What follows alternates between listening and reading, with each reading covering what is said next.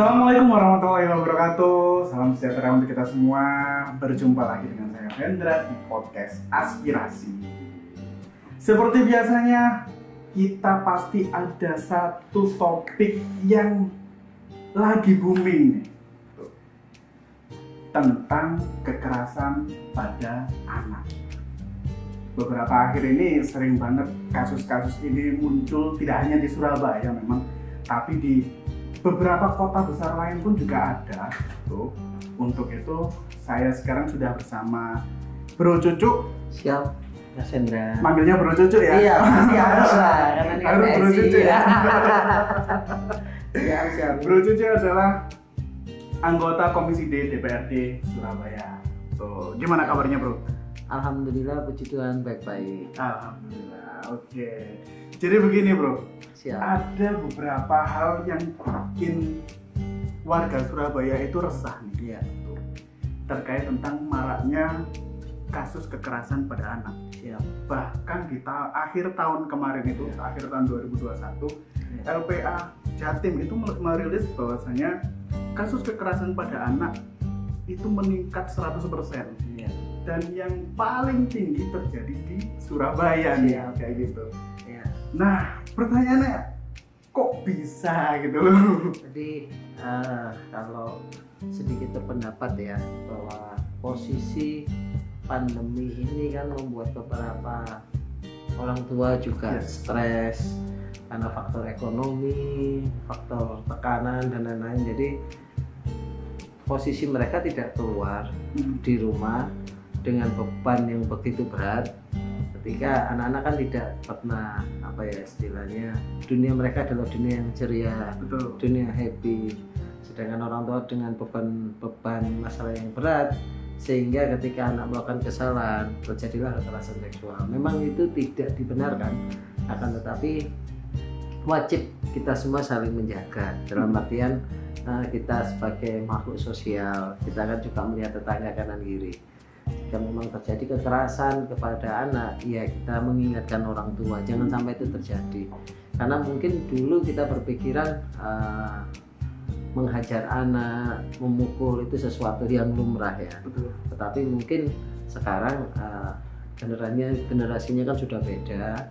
Saya mengajak teman-teman semua, BNC semua, kita mulai mencari tahu karena ini kenapa sih rewel.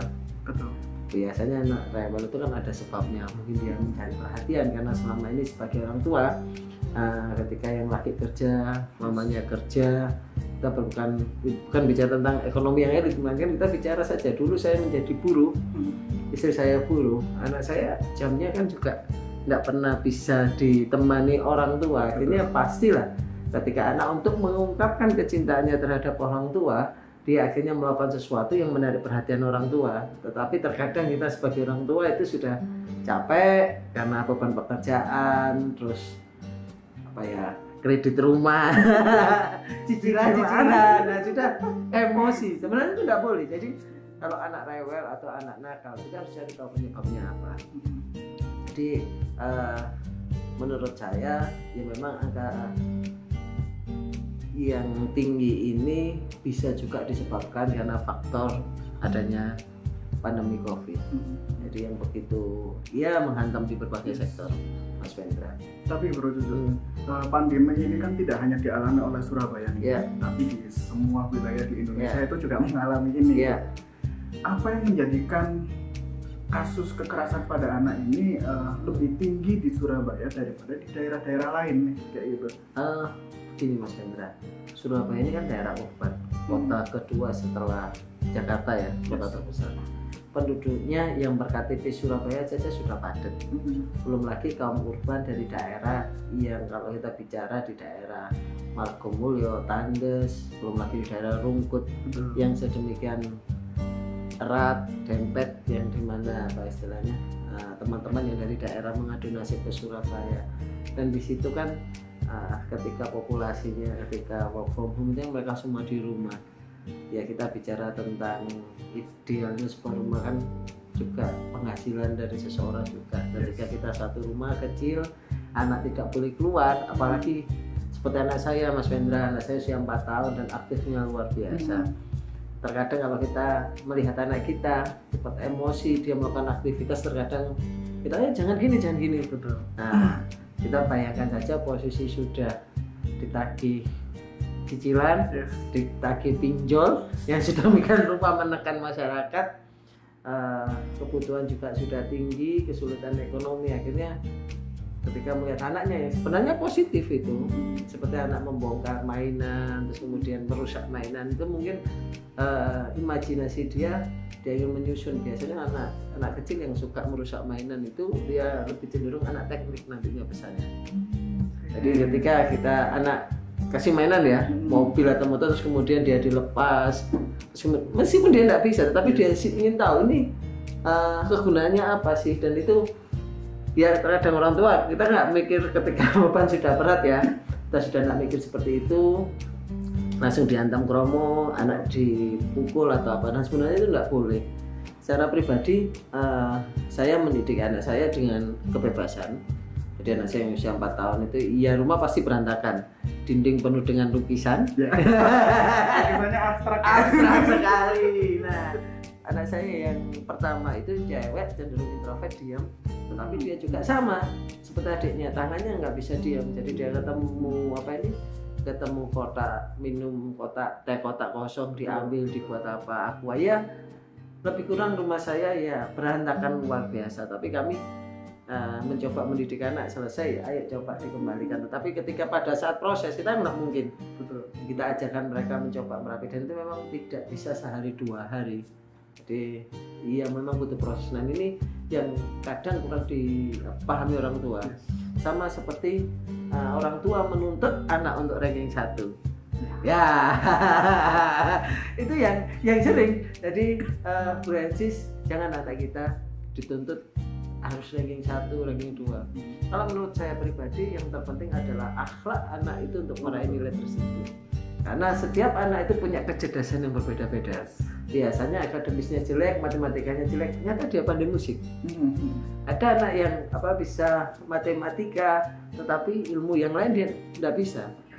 Teman saya mulai SMP, bahkan tahun 93, 96 itu kan bahasa Inggris masih SMP, dia sudah lancar berbahasa Inggris, tetapi nilai yang lain dia jelek. Jadi kalau menurut saya setiap orang itu punya minat dan bakat. Janganlah ya yang ini saya mencoba mematahkan yang beredar di masyarakat. Yang penting 1 ranking 1 supaya apa? Supaya bisa masuk negeri. Ini kan yang akhirnya kan impactnya semua berpedoman bahwa harus ranking 1 supaya bisa masuk negeri. Dan itu kalau menurut saya pribadi, sekolah swasta juga ya tidak kalah bagus juga, kayak Muhammadiyah, Petra, dan masih banyak yang lain, yayasan lain yang sekiranya bisa mampu untuk mengcover pendidikan anak. Atau kadang bahkan gini, anak itu menjadi kayak lahan balas dendam orang tua. Betul. Saya nggak bisa nih jadi kayak gini, Betul. Aku harus jadi kayak gini. Saya setuju. Ini saya nggak bilang yang lain ya, anak saya sendiri. Saya ini suka musik, Mas Wendra. Ketika anak saya perempuan, saya ingin anak saya pintar main musik apa. Saya mencoba membelikan alat musik ya, sampai sekarang tidak disentuh. Akhirnya anaknya temen yang suka ya saya pinjamkan. Namanya gini, saya sendiri lebih suka ketika anak itu di sekolah yang memang mengasah bakat dan minat anak. Di Surabaya kan ada beberapa, nanti kalau saya nyebutkan nanti dikira promosi. Ini maksud saya, kalau secara pribadi saya sangat suka dengan kurikulum Merdeka, karena itu menempatkan anak sesuai minat dan bakat. Tidak hanya di nilai akademis. Zamannya kita matematika 5, ya sudah, pupu kita, paha kita jadi lahan tato yang warnanya biru. Kalau nggak gitu yang laki apa nih godek. Ya misalnya. Jadi kalau menurut saya ya memang kita generasi pembaruan ya. Bukan berarti saya bilang yang lama salah, enggak. Ada sisi-sisi baiknya. Contohnya ketika dulu kita dihukum guru, kita pulang mengadu ke orang tua, boro-boro dibela. Yes. Malah ditambahi. Jadi ya satu sisi itu kan menjadikan jiwa kita bukan anak cengeng, tapi di sisi lain juga ada hal yang perlu kita luruskan, di mana nilai akademis itu bukan jaminannya seorang sukses. Betul. Ini satu kesaksian teman saya yang sering bolos sekolah ya. Maaf, ini bukan berarti kita harus bolos sekolah ya, enggak ya. Dalam arti memang bakatnya dia di situ. Sering bolos sekolah, sekarang jadi manajer di suatu tempat. Bukan karena apa ya? Karena memang dia dari nol. Teman saya yang juara 1 teknik digital se-Jawa Timur, mengantongi 2 periode juara 1, terus sekarang penghasilannya pas-pasan, hanya buka servis di rumah. Jadi ini kan kita lihat bahwa kalau menurut saya pribadi bahwa seseorang sukses itu ketika minat dan bakatnya anak-anak kita dorong. Betul. Artinya lebih ke ini ya, pola pikir sang orang tua, terus apa yang namanya edukasi parenting itu kan juga penting. Ya memang sekarang udah mulai pasangan-pasangan muda itu sudah mulai memikirkan untuk nanti anakku edukasinya kayak gimana terus cara mendidik anak kayak gimana. Tapi kan juga masih banyak sekali yang tidak menganggap itu menjadi hal yang penting kayak gitu Pak. Betul. Ya memang kita di kultur urban ya. Di kultur urban itu indeks manusianya kan untuk Surabaya ini kan masih rentang satu dengan lain kan masih tipis ya. Jadi ada beberapa yang teman-teman yang keluarga muda generasi Z itu yang keluarga muda sudah mulai berpikir maju, mulai memikirkan anakku seperti ini. Betul. Jadi gizi yang diberikan ke anak yang sepele aja lah. Ibu-ibu muda sekarang, bapak-bapak muda sekarang ketika beli susu formula untuk tambahan buat baby ya, biasanya mesti dilihat kandungannya. Betul. Kalau zamannya kita kan kalau zamannya saya susu bendera ya. Kalau sekarang kan beda, dilihat betul nggak boleh SKM, pengetahuannya juga lebih maju dan ya memang semakin kesini generasi kita ini kan generasi saling melengkapi, apalagi Indonesia kan sudah dikasih bonus demografi pemuda yang luar biasa. Betul.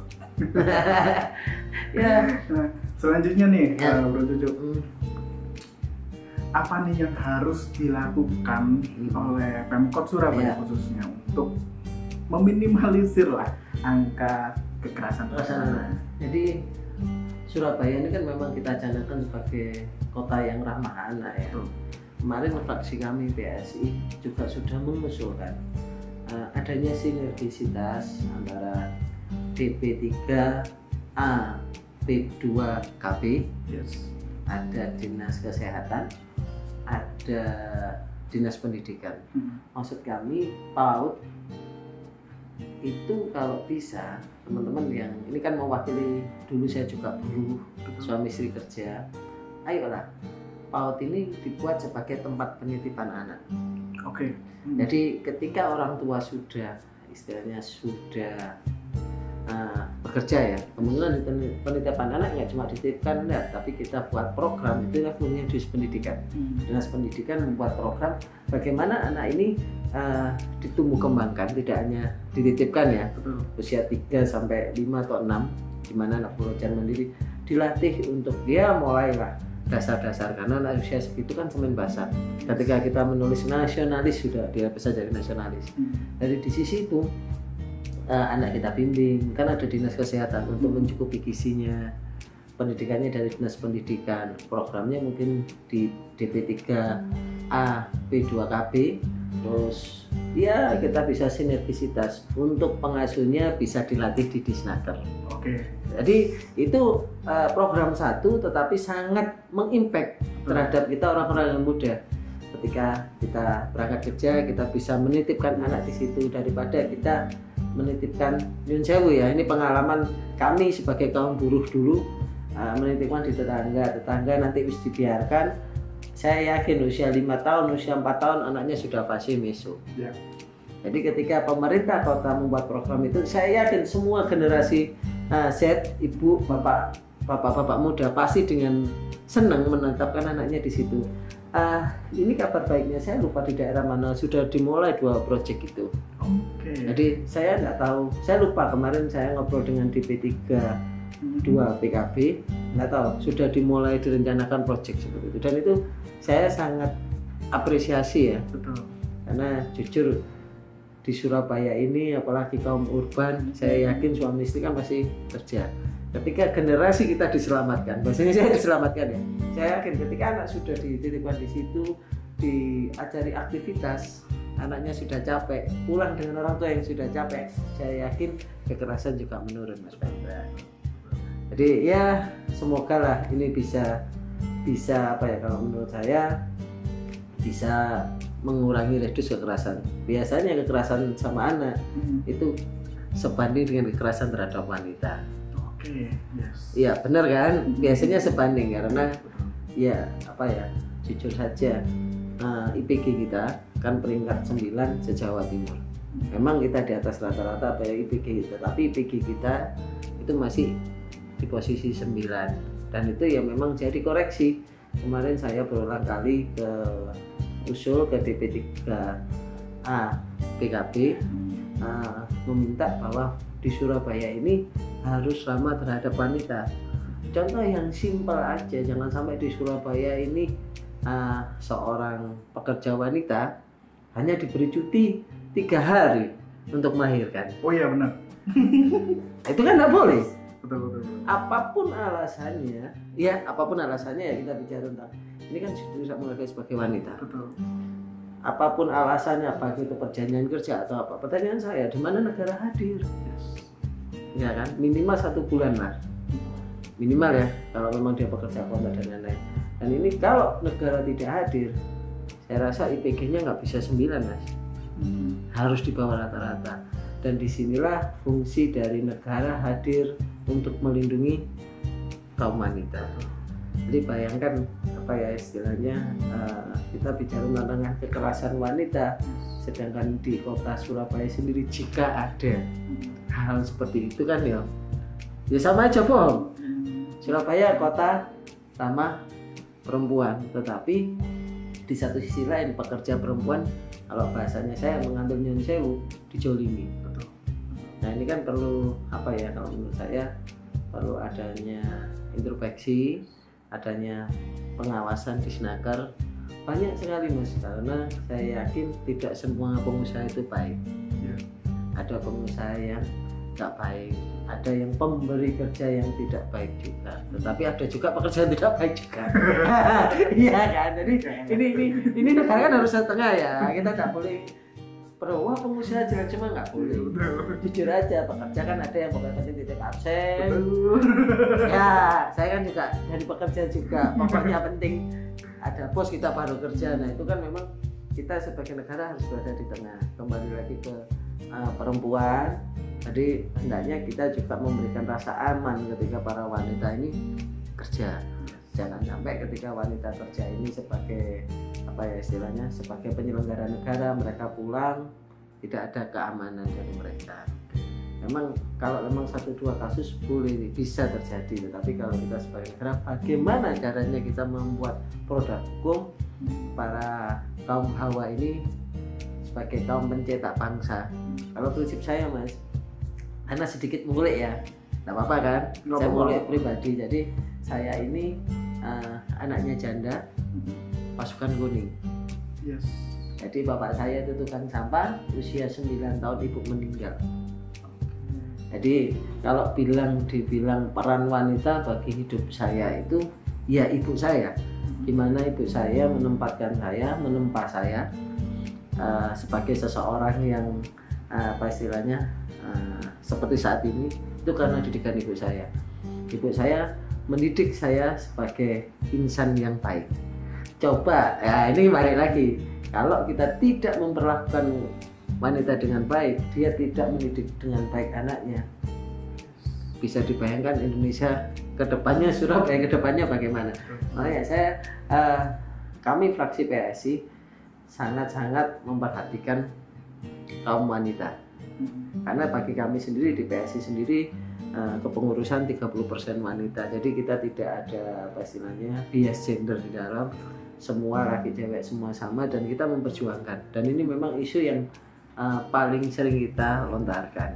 Nah makanya itu Mas, balik lagi, saya inginnya kami fraksi PNI IPG-nya naik. Nah kemarin saya juga sudah ngobrol mewanti-wanti kepada DP3 P2 FKB jangan sampai terjadi hal-hal yang seperti saya bilang tadi.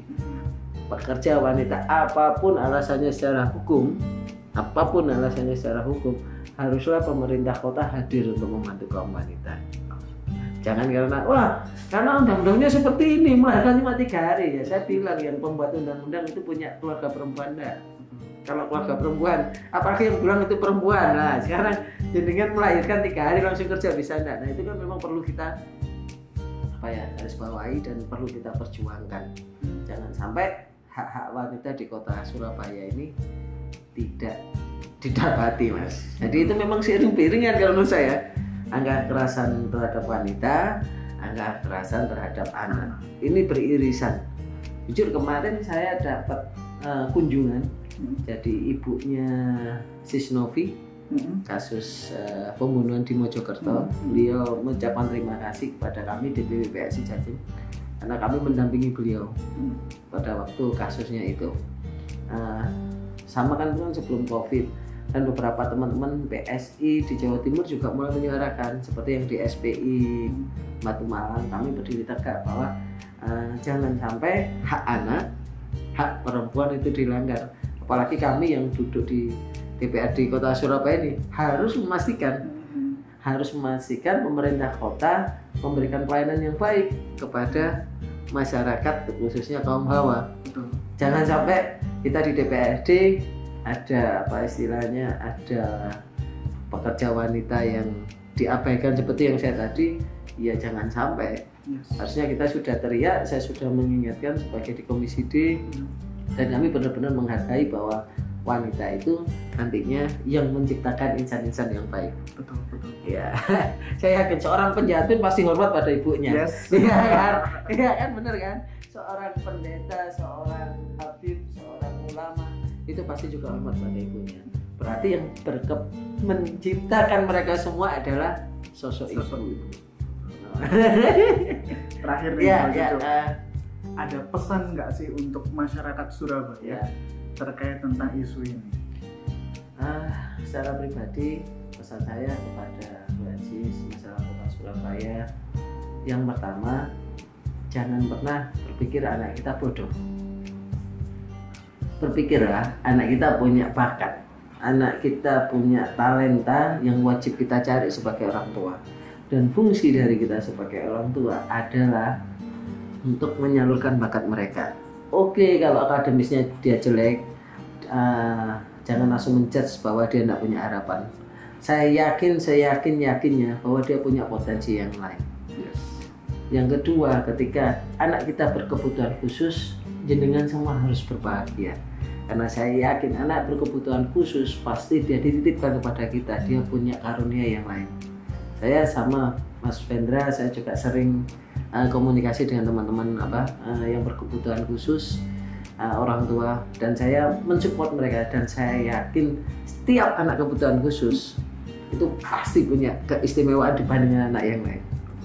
Yang ketiga, kita sebagai laki-laki hormatilah wanita, karena wanita adalah orang yang wajib kita lindungi, karena dia diambil dari tulang rusuk, berarti kan sama. Beda kalau diambil dari tulang kepala, berarti dia di atas kita. Kalau diambil tulang kaki, dia di bawah kita. Meskipun secara agama imamnya adalah laki-laki, tetapi wajib bagi kita untuk melindungi siapapun wanita di dekat kita. Dalam artian mungkin teman kerja kita, mungkin rekan kerja kita, atau handai tolan kita. Pokoknya kalau kita lihat perempuan dilecehkan dimanapun, kita wajib membela siapapun itu. Jangan sampai ketika terjadi pemukulan di jalan suami istri, ya wajib kita lindungi meskipun urusan rumah tangga. Karena di jalan raya itu wajib kita lindungi. Meskipun di rumah tetangga kita melakukan kekerasan seksual, kita wajib melindungi juga. Jadi maksud saya, ayo kita sama-sama saling punya solidaritas untuk istilahnya satu dengan yang lain, untuk saling melindungi. Karena generasi ini kalau mau generasi bagus, ya kita wajib melindungi wanita dan menghargai wanita. Betul. Mengutip kata ada Ben, karena wanita harus dimengerti. Harusnya pakai kita. Oh iya, benar kan? Oke, itu tadi obrolan singkat kita, singkat, padat, jelas, dan sangat-sangat berisi ini. Ya. Bersama dengan Bro Cucu Suparyono. Ya memang isu kekerasan terhadap anak maupun terhadap perempuan itu mau tidak mau memang ini yang terjadi di Surabaya dan harus kita hadapi. Tapi satu hal yang perlu kita ingat bahwasanya ini bukan hanya tanggung jawab dari pemerintah Kota Surabaya, tapi ini juga tanggung jawab kita semua sebagai warga Kota Surabaya. Dimanapun kita berada, kalau kita menjumpai ada kekerasan terhadap anak dan juga perempuan, kita wajib bertindak. Setuju. Ya kan? Kita wajib bertindak, kita wajib melindungi korban. Betul. Jangan justru malah kita yang menjadi pelakunya. Salah mas, kita bukan pelaku, tidak menolong, Oh, yes. tapi pengarah. Oh iya, betul. Yang ini ya. Suka memviralkan. Nah, itu yang salah sebenarnya. Tapi taruh sebenarnya kita tolong. Yes. Tapi kalau orang Indonesia, ya bukan orang Indonesia ya, semua orang ketika ada kejadian gitu malah cepet-cepet ambil HP buat ini ya. status. Buat upload ini. Iya, itu janganlah. Padahal kalau jurnalis aja, wartawan aja nggak boleh. Ya. Mempublish foto atau gambar korban itu Ya. nggak boleh. Tapi kalau orang Indonesia malah turun di foto, Nah, jangan kan ini. gitu. Sebelum makan aja lebih baik nggak berdoa. Oh, iya. Ya ini jangan ya. Jangan ya betul. Ya mudah-mudahan dari obrolan saya dan juga Bro Cucu bisa menjadi inspirasi untuk kita semua dan juga bisa menjadikan Surabaya menjadi kota yang lebih baik lagi, menjadi kota yang ramah untuk anak dan juga wanita. Amin. Oke, sekian saya Avendra Firmansyah dan juga Cucu Suparyono. kami undur diri. Wassalamualaikum warahmatullahi wabarakatuh.